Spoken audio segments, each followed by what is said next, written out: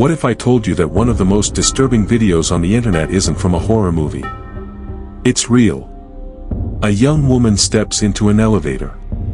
She presses every single button. She hides in a corner. She peeks outside as if someone is chasing her.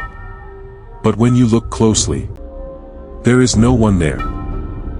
This is the story of Elisa Lam, and the elevator video that still haunts millions.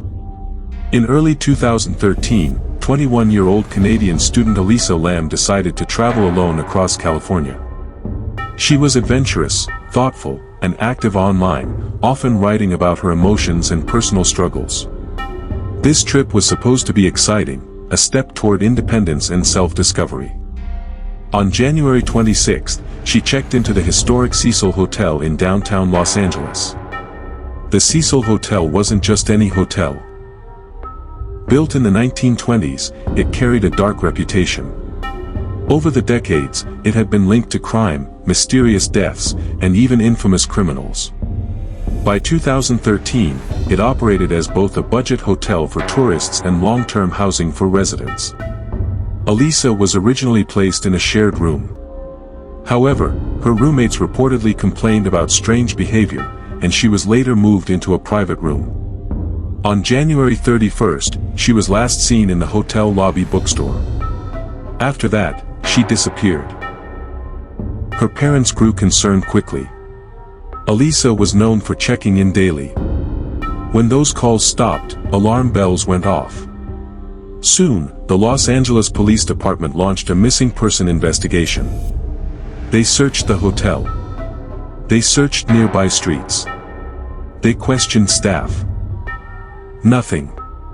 Then, nearly 3 weeks later, police released surveillance footage from inside one of the hotel elevators. They hoped the public could help identify what happened. Instead, they created a viral mystery. In the video, Elisa enters the elevator and immediately begins pressing multiple buttons, almost every floor. She steps back. The doors remain open. She leans forward and peers into the hallway, then quickly retreats. She presses herself against the wall, as if hiding from someone. But the hallway appears empty. She steps outside again. Her hands move in unusual patterns, gestures that seem almost like she's speaking to someone who isn't visible on camera. The elevator doors still do not close. Finally, she walks out of frame. That was the last time she was ever seen alive. The footage spread across YouTube, Reddit, and social media at lightning speed. Millions analyzed it frame by frame. Some slowed it down. Others zoomed in. Theories flooded the internet. Was she being followed? Was someone edited out of the video? Why didn't the elevator move? Was there something paranormal inside the Cecil Hotel? The mystery deepened when hotel guests began complaining about low water pressure and an unusual taste in the tap water. A maintenance worker was sent to check the rooftop water tanks. Inside one of them, he discovered Elisa's body. The revelation shocked the world. How did she end up inside a water tank on the roof? The area was supposed to be restricted. The tanks were large and heavy. Climbing inside would have required effort. And once inside, escaping would have been nearly impossible. Speculation intensified. Some believed someone placed her there. Others insisted the hotel's dark history meant something supernatural was involved. The Cecil Hotel had previously housed serial killer Richard Ramirez during his crime spree in the 1980s. It had also been connected to several tragic deaths over the years. To many, it felt cursed. But investigators focused on facts. The autopsy ruled her death as accidental drowning. There were no signs of physical assault. No evidence of another person being involved. Toxicology reports showed prescribed medications in her system.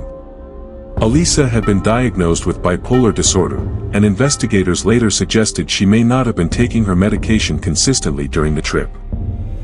Experts believe the elevator footage may show signs of a severe mental health episode. The fear, the rapid movements, the unusual gestures, all could align with someone experiencing paranoia or psychosis. As for the elevator doors not closing, the explanation was technical. Elevators can remain open if multiple buttons are pressed or if a door sensor is triggered. And the rooftop? Police stated that the alarm system was not fully functional at the time. No hidden attacker. No confirmed paranormal activity. No criminal conspiracy. Just a tragic combination of circumstances. In 2021, Netflix released a documentary titled Crime Scene: The Vanishing at the Cecil Hotel. The series explored not only Elisa's case but also the role of internet detectives who attempted to solve it themselves. The documentary revealed how easily online speculation can spiral out of control. Innocent people were accused. Timelines were distorted. Facts were mixed with fiction. The internet turned a tragedy into a puzzle. But at the center of that puzzle was a real person. Elisa Lam was more than a viral clip. She was a daughter who called home every day.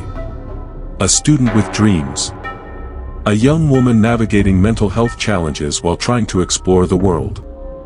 Her final moments became one of the most replayed videos in internet history. And maybe that's what makes it so unsettling. Not because we see a monster. Not because we see violence. But because we see confusion. Fear. Isolation. We see a human being in distress, and we don't fully understand what we're watching.